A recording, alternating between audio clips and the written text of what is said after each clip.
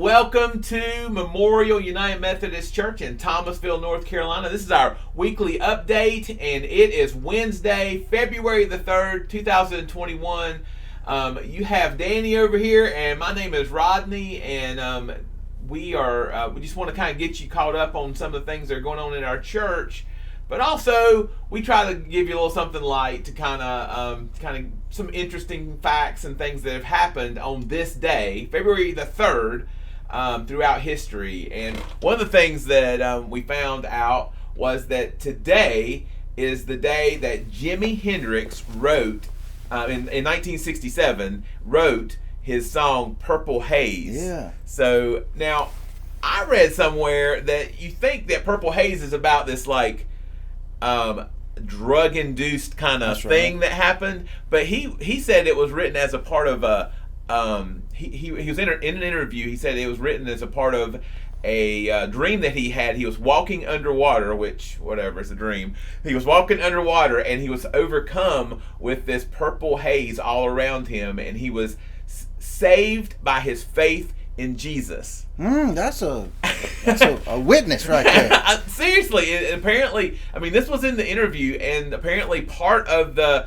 chorus of the song was originally Purple Haze, Jesus Saves, and that was part of the chorus, and he opted to omit that part, but originally when he was writing it, that it had something to do with Christ, and I was like, holy cow. That, I had no idea. I always assumed that it was drug stuff. Yeah. I just did, but you just never know. You just never know, and so I never associated Jimi Hendrix as being a faithful guy, but apparently he was. So we recognize him for playing the guitar left-handed. Yes. And he played it upside down because I guess there wasn't a left-handed person's guitar. I was watching a YouTube video of him when I was getting ready. I was doing a little research on it, and it's up. His guitar is upside down. Yeah. I never knew that about him, but that he was left. So he took a right-handed guitar, turned it upside down, and restrung it to play it for left-handed. That's amazing. Yeah, it is crazy. So, and he never had anyway. Too much about Jimmy, but he never had a lesson. And, he was quite the musician. Yeah, he was. So anyway, Jimi Hendrix wrote Purple Haze today, and so, but some of the other things that have gone on is we got some birthdays. This is just a random guy. 1480, Ferdinand Magellan was born on this date, and the reason that's important is that I'd forgotten about. Actually, I didn't forget about this, but I knew that he was the first person to circumnavigate the Earth. He was the first one to go all the way around, and in fourth grade, I had Miss Seats would be really proud of me for remembering that. Yeah, I had a report to do on that, and Ferdinand Magellan was my guy, and so he was the first person, and I hadn't thought about that in years. Because that was 1480, and then Columbus in 1492. There you go. Sailed the ocean blue. That's right. That's right. Found America. So anyway, whole lot of ocean sailing going on. But anyway, that was a long time ago. But something a little bit more contemporary that we have in 1894, Norman Rockwell was born. Today is his birthday. Illustrator, painter. Yeah, and I didn't realize this, but he got his first commission. It was some Christmas cards when he was 16 years old. That's amazing. And so he's been doing this for quite a while, long time.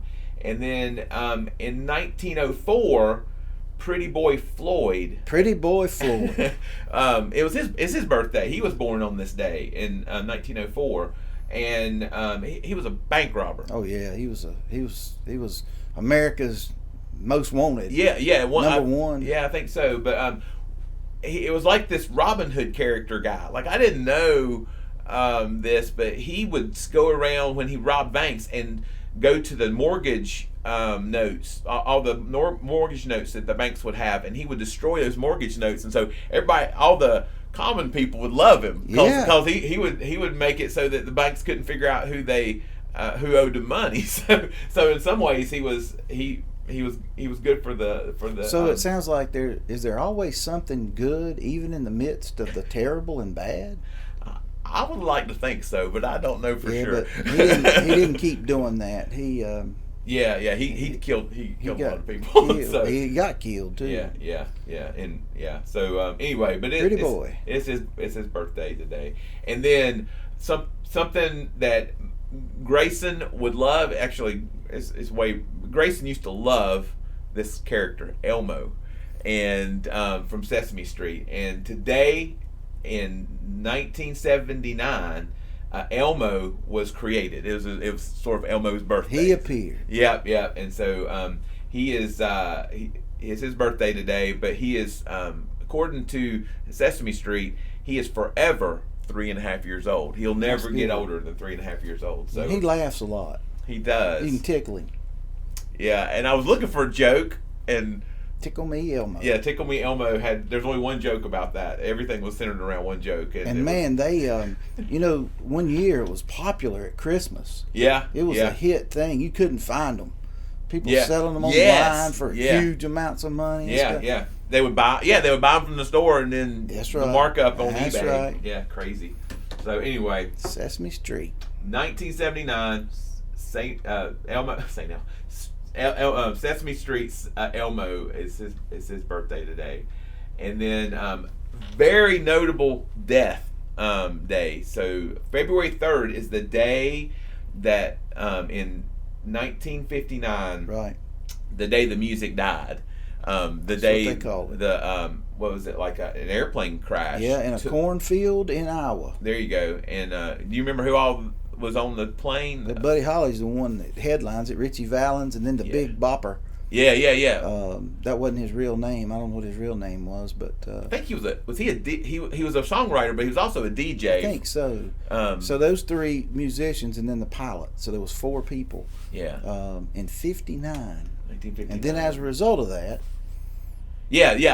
One of my favorite songs ever is Don McLean's "American Pie," and that was the song that was written to remember that, to remember those guys. And so anyway, it was a and I read somewhere too that Waylon Jennings was in Buddy Holly's band at that time, and was like somebody on the plane ended up I can't remember which one it was, but one of them had the flu, and he took Waylon Jennings' spot. Really? On the plane, and Waylon Jennings took the bus, and so he could have been in that a part of that as well. And so there was a lot of big names in that accident. So anyway, 1959. This is the day that commemorates or memorializes that event. So anyway, we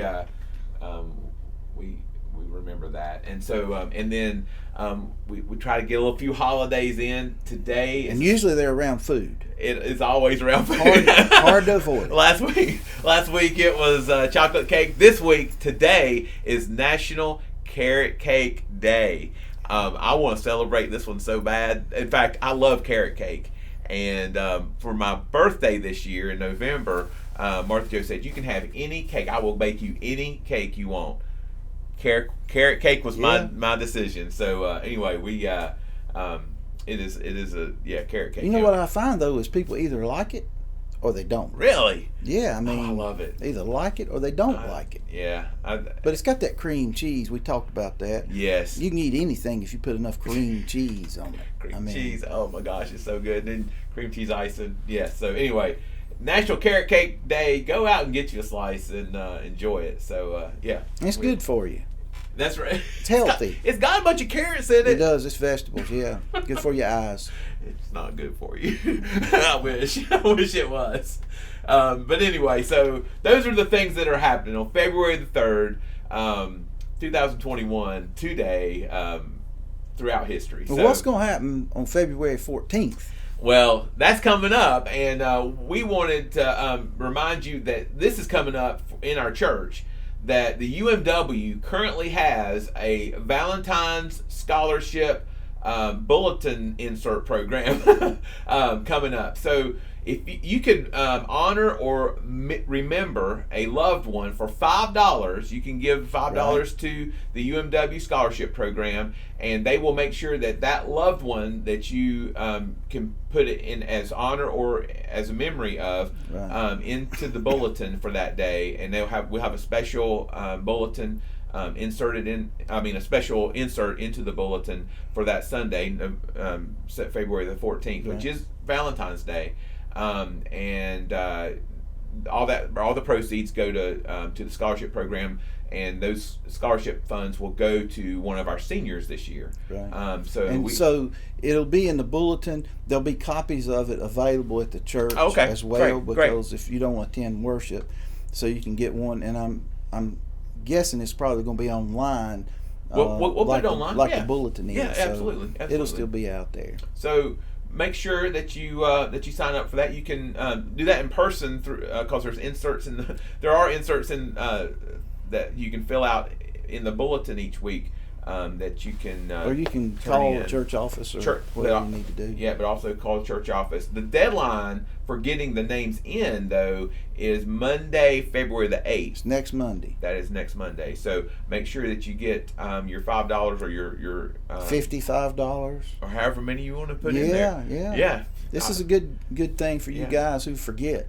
Yeah, that's right. Just go ahead and do it. I put Mark Joe in. I put my mom in. I put my daughter in. I put my mother-in-law in. So that's right. Yeah, you got to cover all your bases. So anyway, make sure you support the United Methodist Women. That's the UMW, United Methodist Women, on their scholarship program. And then, of course, Sunday we got in-person worship and as well as virtual worship on Facebook Live, and we hope that you join us for that at 11 o'clock on the radio. WGOS 1070 AM. So make sure you tune in for that. And I think that's Sunday school at 10. Sunday school at 10 online. Only online. I don't know. Are they in person? I don't think they're in person right now. So, but they are. RL Pope class will be on Facebook Live. So make sure you. And on WGOS 1070. That's right. So anyway, we want to thank you for joining us today, and